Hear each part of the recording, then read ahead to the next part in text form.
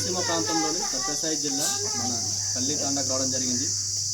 Operation సింధూర్లో భాగంగా వీరమరణం పొందినటువంటి జవాన్ అగ్నివీర్ జవాన్ మురళీనాయక్ ఈరోజు వాళ్ళ కుటుంబానికి రాయలసీమ ఉద్యమ సంఘాలుగా ప్రగాఢ సానుభూతి తెలియజేస్తూ ఉన్నాం. అసలు ఉండేది ఒకే ఒక్క కొడుకు, ఆ ఒక్క కొడుకును కొడుక ఈరోజు దేశం కోసం, దేశ రక్షణ కోసం, దేశ సరిహద్దుల్లో పోరాటం చేయించుకుంటున్నటువంటి వాళ్ళ తల్లిదండ్రులకి చేతులెత్తి ముక్తా ఉన్నారు. ఉండేది ఒకే ఒక కొడుకు, ఆ కొడుకును కూడా ఈ దేశానికి అంకితం చేశారు.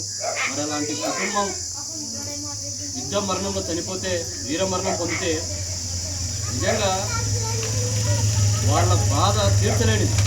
కానీ ఈ దేశానికి ఒక పేరు నిలబెట్టడం జరిగింది. మరి యుద్ధ భూమిలో కూడా 14 మంది ఉగ్రవాదులను చంపి తాను వీరమరణం పొందడం జరిగింది. మరి అదేవిధంగా రాయలసీమ సంఘాలుగా మేము మరి తాండా పేరు పెట్టడం కానీ, అదేవిధంగా వివిధ సెంటర్లలో అంటే యూత్కు ఒక భగత్ సింగ్ 24-20 సంవత్సరాలకు వీరమరణం అయితే ఏ విధంగా అయితే వీరమరణం పొందాడో, అదేవిధంగా దేశ రక్షణ కోసం మనలాంటి ఈరోజు మనం ఇక్కడ పల్లెల్లో సంతోషంగా బతకగలుగుతున్నామంటే దానికి జవాన్లే కారణం. మరి అలాంటి యుద్ధ భూమిలో ఆపరేషన్ సింధూర్లో వీరమరణం పొందినటువంటి మురళీ కుటుంబాన్ని విగ్రహాన్ని, మురళీ నాయక్ విగ్రహాన్ని కూడా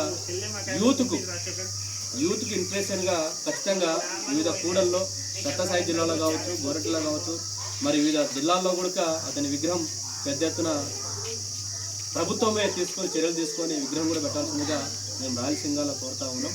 మరొకసారి అమర్ రహే మురళీ నాయక్, అమర్ రహే మురళీ నాయక్, అమర్ రహే మురళీ నాయక్. జై హింద్, జై హింద్.